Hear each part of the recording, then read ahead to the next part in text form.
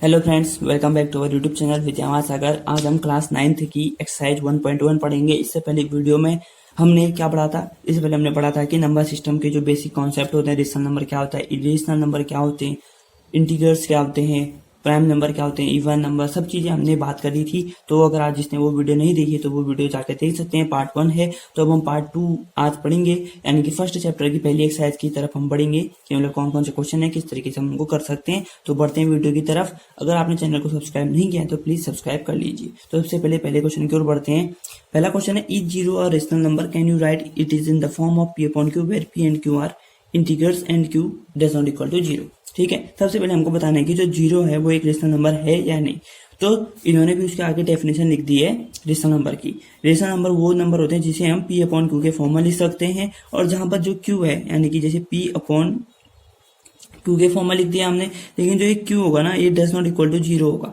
यानी कि ऊपर जीरो हो सकता है लेकिन क्यू नीचे जीरो नहीं हो सकता। ठीक है, अब रेशनल नंबर क्या है? अब देखो, जैसे रेशनल नंबर एक हो गया 2/3, लेकिन 2/0 जो है वो रेशनल नंबर नहीं होगा, लेकिन ये रेशनल नंबर होगा। ठीक है, वैसे ही हम देख लेते हैं कि जो जीरो है वो रेशनल नंबर की कंडीशन को सेटिस्फाई कर रहा है या नहीं कर रहा है। ठीक है, तो सीधी सी बात है कि हमको जीरो को नीचे नहीं रखना है, क्योंकि क्यू कभी जीरो के बराबर नहीं होगा, तो नीचे हमको जीरो रखना ही नहीं है। ठीक हो गया, तो ऊपर रखेंगे तो देख लेते हैं। 0/2 क्या होता है? जीरो। 0/8 जीरो। 0/ कुछ भी रख दो 4 जीरो होता है। ठीक है, तो हमने 3 एग्जाम्पल देखे और तीनों में हमें ये पता चला कि हमने जब हम ऊपर जीरो रख रहे हैं तो हमारा कुछ ना कुछ नंबर आ रहा है। जैसे हमने इसमें भी देखा, इस वाले में भी देखा और इस वाले में भी देखा। ठीक है, तो 0.2 जीरो के अपॉन में कुछ भी रख दोगे वो हमेशा जीरो होगा, और किसी के अपॉन में जीरो रखोगे तो वो हमेशा नॉट एग्जिस्ट करेगा, यानी कि इनफाइनाइट नंबर होगा। ठीक है, तो हमारा जो क्वेश्चन था इज जीरो रेशनल नंबर, तो हम यहाँ पर से लिख देंगे zero is a rational number. ठीक है, हमने सीधी सिंपल भाषा में समझ लिया कि अगर हम जीरो को पी अपॉन क्यू के फॉर्म में लिख दे रहे हैं तो जो हमारा जीरो है वो एक रेशनल नंबर हो जाएगा। ठीक है, पहला क्वेश्चन यहाँ पर समाप्त होता है हमारा। अब दूसरा क्वेश्चन देखो क्या है, फाइंड द, हाँ जरा सा फोकस कर रहे थे, अब पढ़ते हैं। Find 6 rational number between 3 and 4, 3 और 4 के बीच में 6 रेशनल नंबर हमको फाइंड करने हैं। ठीक है, अब रेशनल नंबर क्या होते हैं? जिन्हें हम पी अपॉन क्यू के फॉर्म में लिख सकते हैं, लेकिन अगर हम 3 और 4 के बीच में देखें तो हम फाइंड कर सकते हैं इसको। 3.0 और 4.0 है, तो 3 के इसके बाद क्या आएंगे? 3.1, 3.2, 3.3, 3.4, 3.5 और 3.6। ऐसे ही हमारे 6 नंबर ऐसे हम निकाल सकते हैं। ठीक है, निकाल सकते हैं, बिल्कुल निकाल सकते हैं, लेकिन हमें कहा है कि रेशनल नंबर 6 रेशनल नंबर हम फाइंड करने, ये हमारे डेसिमल नंबर से हो गए। तो हमें रेशनल नंबर निकालना। रेशनल नंबर क्या होता है? जिन्हें हम पी अपॉन क्यू के फॉर्म में लिखते हैं। ठीक है, अब क्या करेंगे, ये 3 है और ये 4 है। अब इन दोनों को किसी सेम नंबर से डिवाइड कर लेते हैं। ठीक है, सेम नंबर से डिवाइड करने का मतलब क्या हो गया? जैसे हम कर लेते हैं इसको, कुछ भी सोचो, जैसे हम 3 इंटू 2/2 करते हैं। ठीक है, यहाँ पर कर लेते हैं 3 इंटू 2/2, यानी कि 2 टू 1 होगा तो लास्ट आंसर 3 ही आएगा वैसे। ठीक है, तो 3 टू 6/2 और नीचे को 4 को भी सेम, जिससे एक को करोगे ना उसी नंबर से, सेम नंबर से दूसरे वाले को भी करोगे। ठीक है, तो 4 इंटू 2/2 4 टू 8/2। अब 6/2 और 8/2 के बाद 6/2 7/2 फिर 8/2 आएगा। ठीक है, लेकिन इनके बीच में एक ही है, तो वैसे ही हम सोचेंगे कि ऐसे कौन से नंबर ढूंढे जाएं कि उनके बीच में 6 आए। अब 2 की टेबल लिया तो उनके बीच में 1 था, वैसे 3 से मल्टीप्लाई डिवाइड करेंगे तो उनके बीच में सिर्फ 2 आएंगे, वैसे 4 के बीच में 3 आएंगे, 5 के बीच में 4 आएंगे, और जब हम 6/6 करेंगे तब आएंगे 5, और जब हम 7/7 करेंगे तब आएंगे हमारे 6 रेशनल नंबर। ठीक है, तो हम क्या करेंगे? 3 इंटू 7/7, 4 इंटू 7/7। अगर आपको जो मैंने अभी कहा वो समझ में नहीं आ रहा तो आप एक बार जैसे मैंने ये किया है ना 3 इंटू 2/2, वैसे ही 3/3, 4/4 ऐसे करके उसको सॉल्व करके बाद देख सकते हो। ठीक है, 3 इंटू 7/7 है, तो 3 7 जा 21/7, 4 7 जा 28/7। अब जो हमारे इनके बीच में 6 रेशनल नंबर निकालने, वो क्या निकालने? देखो, 21 के बाद कितना आएगा? 22/7, 22/7। फिर कितना आएगा? 23/7। फिर आएगा 24/7।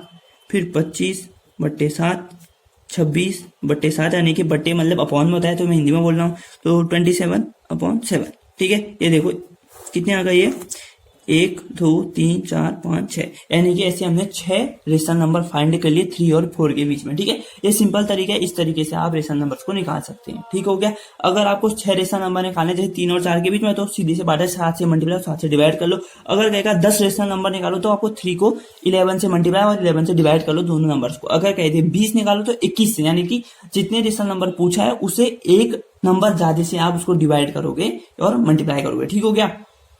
अब वैसे ही देखो अगला क्वेश्चन भी है, देखो 3/5 एक नंबर है और दूसरा है 4/5।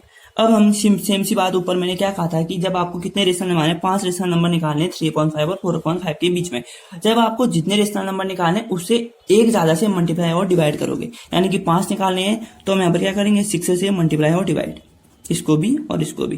तो 3 6 जा 18, 5 6 जा 30 और 4 6 जा 24, 5 6 जा 30। अब इनके बीच में कितने रेशनल, 18 के बाद 19/30, 20/30, 21/30, 22/30, 23/30। ये कितने हो गए हमारे 5 रेशनल नंबर हो गए किसके बीच में, बिटवीन 3/5 एंड 4/5। ठीक है, तो सिंपल सी बात है, जब आपके जितने भी रेशनल नंबर पूछा हो, चाहे 5 पूछा हो, 10 पूछा हो, 20 पूछे हो, 30 पूछे हो, चाहे 100 ही रेशनल नंबर क्यों ना पूछे हो, आप किससे मल्टीप्लाई और डिवाइड करोगे, जितने नंबर आपको निकालने उसकी एक डिजिट ज्यादा से, यानी कि 100 पूछा है तो 101 से मल्टीप्लाई और डिवाइड करोगे। 1 रेशनल नंबर पूछना है तो आप 2 से मल्टीप्लाई और डिवाइड करोगे। ठीक है, तो मैं उम्मीद करता हूँ कि आपको ये समझ में आया होगा। ये 3 क्वेश्चन सिंपल तरीके से मैंने समझाए हैं आपको। तो अब जो फर्स्ट एक्सरसाइज का जो लास्ट है, लास्ट पॉइंट है, तो मैं उनको आपको बता देता हूँ। ठीक हो गया।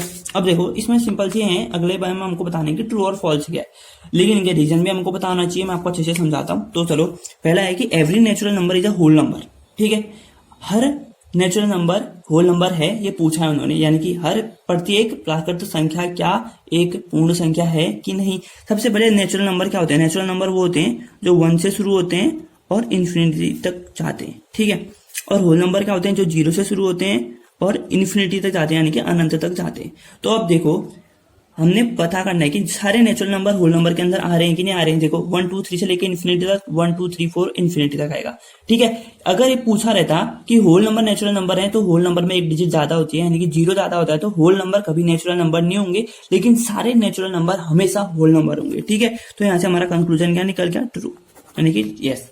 और रीजन क्या है कि सारे नंबर, क्योंकि जो सारे नेचुरल नंबर हैं वो सारे होल नंबर्स के अंदर आ जाते हैं। ठीक है, आप एग्जाम्पल बता देंगे नेचुरल नंबर की डेफिनेशन ये होती है और होल नंबर की डेफिनेशन ये होती है। तो from above two definition we can say that every natural number is a whole number. ठीक है, प्रत्येक प्राकृत संख्या एक पूर्ण संख्या है, हम ये कह सकते हैं। अब दूसरा देखो, every integer is a whole number, यानी कि प्रत्येक पूर्णांक एक होल नंबर यानी कि पूर्ण संख्या है।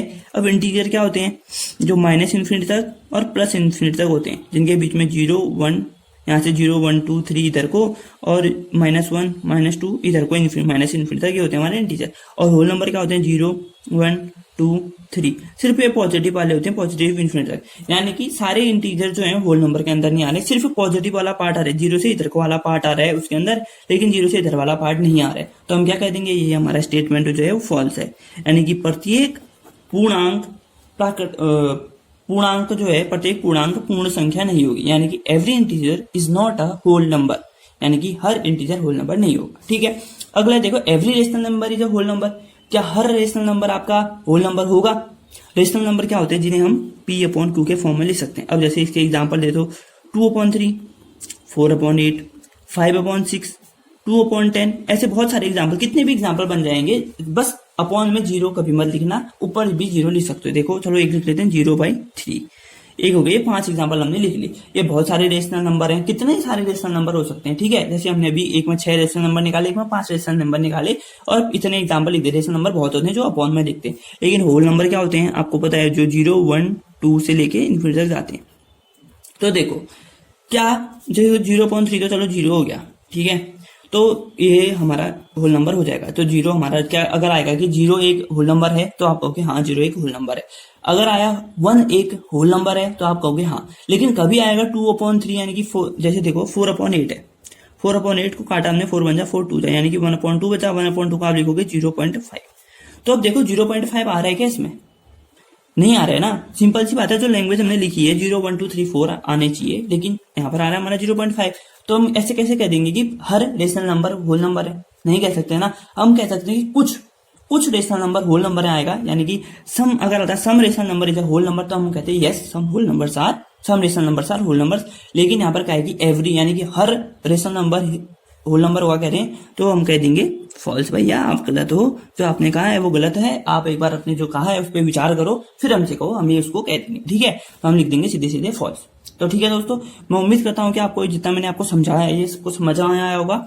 तो समझ में आया है तो प्लीज लाइक करें, कमेंट करें, शेयर करें और चैनल को सब्सक्राइब जरूर कर दें, ठीक है। और तब जब तक के लिए कोविड चले नहीं जाता, 2 गज की दूरी, मास्क है जरूरी, अपना ध्यान रखिए, अपने घर वालों का ध्यान रखिए, आसपास साफ सफाई बनाए रखें। मिलते हैं नेक्स्ट वीडियो में, तब तक के लिए थैंक्स फॉर वॉचिंग।